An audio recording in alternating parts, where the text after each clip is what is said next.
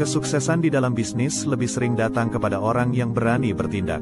Semoga yang nonton video ini dilancarkan rezekinya. Jam tangan saya ini yang saya pakai. Nah, ini saya pakai ini. Ya. Ini sudah saya beli sejak 5 tahun yang lalu. Dan selalu saya pakai. Ini harganya hanya 4 juta rupiah. Assalamualaikum warahmatullahi wabarakatuh. Selamat datang di DB Channel.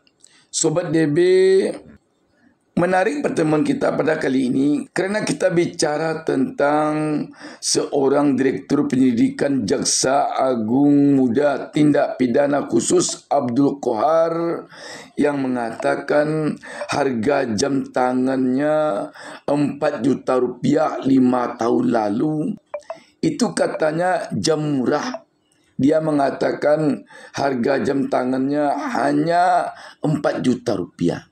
Bayangkan Sobat DB, kalau kita sandingkan dengan rakyat yang sekarang ini untuk pembeli beras yang harganya 10.000 atau 11.000 per liter, susah mereka membelinya karena mereka baru saja terkena PHK atau karena jualan mereka berupa sayur tidak laku, atau juga karena sudah seharian mereka berkeliling kampung memasuki gang demi gang, namun seblaknya tidak terjual, namun cendolnya tidak terjual, namun satenya tidak ada orang yang beli. Bayangkan Sobat DB, kalau pejabat ini mengatakan harga jam tangannya 4 juta rupiah, dia pakai hanya 4 juta rupiah. Padahal dia tentu tahu sekarang UMR bagi pekerja di pabrik, bagi pekerja di perusahaan, 4 juta itu sangat-sangat besar rasanya. Sudah gembira sekali mendapat gaji 4 juta 1 bulan. Bukan 1 jam, tetapi 1 bulan. Bayangkan. Dan itu katanya jam tangannya itu, kata pejabat penting ini, itu tidak mahal. Sobat DB, disinilah kelihatannya Sobat DB, ketimpangan yang terjadi di negeri ini antara kehidupan pejabat, baik pejabat negara maupun pejabat struktural di pemerintahan, dengan rakyat biasa yang hidupnya sangat susah. Karena itu Sobat DB, kalau kita berharap kepada pemerintahan kita yang akan merasakan sakitnya hidup rakyat kecil, rakyat terkena PHK, rakyat yang susah berjualan karena daya beli rakyat rendah saat ini, tentu agaknya kalau kita tidak akan patah hati, tetapi kita jadinya tidak bersemangat karena para pejabat kita ini membandingkan kehidupannya dengan kehidupan rakyatnya. Sobat DB, karena itu sekarang ini tidak ada jalan lain. Kita rakyat harus bekerja keras, harus berusaha keras untuk mendapatkan kehidupan yang layak bagi kita. Sobat DB, sekali lagi, kalau kita berharap kepada pemerintahan kita, kepada rezim kita, kepada para pejabat kita, kepada para elit kita, kepada para pemimpin kita yang akan merasakan sakitnya hidup kita rakyat biasa, susah kelihatannya.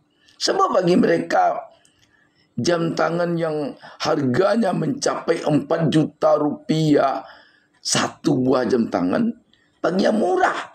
Saya tidak pernah punya jam mahal, apalagi jam mewah. Wah, ini saya nggak tahu mereknya apa. Saya itu sampai tanya mereknya apa Pak, ini saya nggak tahu karena jujur saja saya ini baru dengar ini 2 hari ini, saya juga kaget. Tapi nggak apa-apa lah, hikmahnya saya jadi terkenal kan. Coba bandingkan dengan kita, dengan rakyat biasa yang untuk pembeli beras 1 liter saja uang tidak ada. Untuk pembayar kontrakan 1 petak rumah yang harganya mungkin 800.000 per bulan, susah sampai diusir oleh pemilik kos, oleh pemilik kontrakan. Karena itu Sobat DB, sekali lagi, di tengah-tengah bermewah-mewahnya para pejabat kita, di tengah-tengah bersenang-senangnya para elit kita, kita harus bekerja keras. Kita harus bangkit. Kita lah yang akan bisa merubah nasib kita kepada yang lebih baik. Jangan gantungkan kepada siapapun. Jangan gantungkan kepada para pejabat kita seperti kepada Direktur Penyelidikan Jaksa Agung Muda Tindak Pidana Khusus ini. Sobat DB, demikian juga sekarang ini. Kalau kita berharap kepada pemberantasan korupsi yang akan memperbaiki nasib rakyat, kita jadinya susah juga. Karena kita melihat masih ada tebang pilih dalam kasus pemberantasan korupsi di negara kita. Kita lihat saja sekarang ini, Thomas Lembong yang seorang Menteri Perdagangan 10 tahun atau 9 tahun lalu melakukan impor gula 1.000 sekian ton, langsung ditahan. Tetapi rekan sesama Menteri Perdagangan dengannya, baik sebelum maupun sesudah dia yang melakukan impor yang sama belasan juta ton, tidak diapa-apakan. Kenapa? Rakyat tentu mengesankan Thomas Lembong tidak sejalan dengan penguasa. Thomas Lembong pendukung Anies Baswedan yang kalah pada Pilpres 2024. Sedangkan mereka yang melakukan penindakan ini berada di lingkaran penguasa sekarang. Jadi, bisakah kita berharap kepada pemberantasan korupsi untuk meningkatkan kesejahteraan hidup rakyat? Agaknya masih jauh panggang dari api.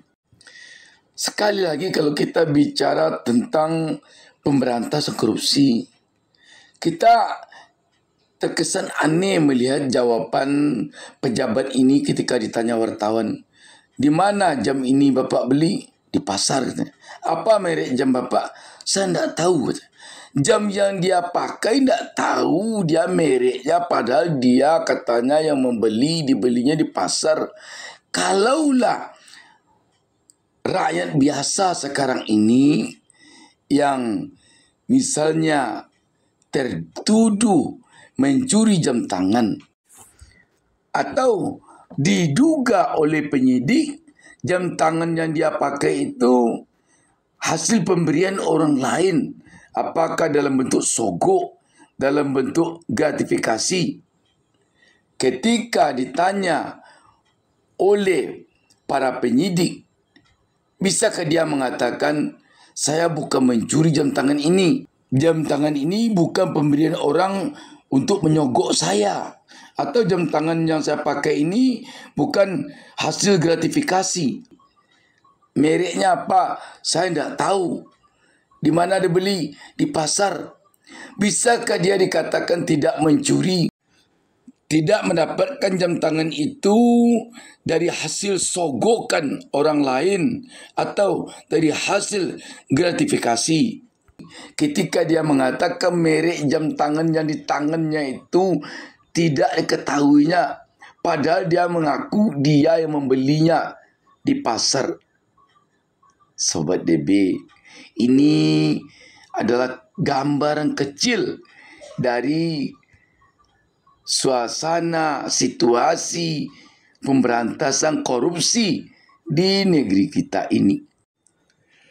Saya ingin memperlihatkan sedikit tentang nasib rakyat kita. Sedikit saja ingin saya perlihatkan di sini gambarannya. Industri tekstil dan produk tekstil di dalam negeri tengah menjadi sorotan menyusul gelombang PHK yang terus terjadi. Mantan karyawan di salah satu pabrik di Kota Cimahi, Jawa Barat mengaku hilirisasi industri menjadi imbas dari kebijakan pengaturan oleh Kementerian Perdagangan. Ribuan karyawan pabrik industri tekstil dan garmen di kawasan industri Cibaligo, Kota Cimahi, Jawa Barat harus mengalami pemutusan hubungan kerja atau PHK oleh perusahaan. Salah satunya Egy Theo, laki-laki berusia 30 tahun ini harus terkena PHK sejak 4 bulan lalu tanpa mendapat pesangon atau tunjangan apapun. Egy mengaku lebih dari 500 orang sudah terkena PHK imbas tidak ada orderan pekerjaan ke perusahaannya. Bahkan ia menyebut hilirisasi berdampak buruk, terlebih adanya barang impor dengan harga lebih murah. Nah itu salah satunya itu kurangnya order gitu, gara-gara banyak produk-produk impor dari luar yang yang jauh gitu harganya lebih miring, kemudian kualitasnya lumayan. Ya mungkin orang-orang tuh kebanyakan produk-produk impor lah. Jadi suka ke produk impor, jadi produk lokal ditinggalkan. Perusahaan yang besar itu bisa melakukan sampai 2.000 kurun waktu ini bisa 2.000 sampai 2.500 yang di PHK, baik itu serentak maupun Menurut catatan Asosiasi Pertekstilan Indonesia, sejak Januari hingga Mei 2024, sebanyak 20 hingga 30 pabrik berhenti beroperasi dengan mem-PHK pekerja hingga mencapai 10.800 orang. Karena itu sekali lagi Sobat DB, tidak ada jalan lain. Hayo berusaha keras, hayo bekerja keras untuk memperbaiki kesejahteraan hidup kita. Jangan tunggu siapapun, termasuk pemerintah. Jangan tunggu lagi. Janji-janji para politisi jangan sampai membuai kita lagi. Sobat DB, sekali lagi, selamat berjuang. DB Channel selalu mendoakan kepada Yang Maha Kuasa. Semoga seluruh pemirsa DB Channel, semoga kita semua berhasil menjadi pengusaha sukses kaya raya. Dan DB Channel selalu berharap agar pemirsa berkenan memberikan subscribe kepada DB Channel, agar DB Channel ini bisa berkembang, bisa selalu menemui Anda ke layar-layar HP Anda untuk kita berbagi informasi. Salam sukses dari DB Channel. Wassalamualaikum warahmatullahi wabarakatuh.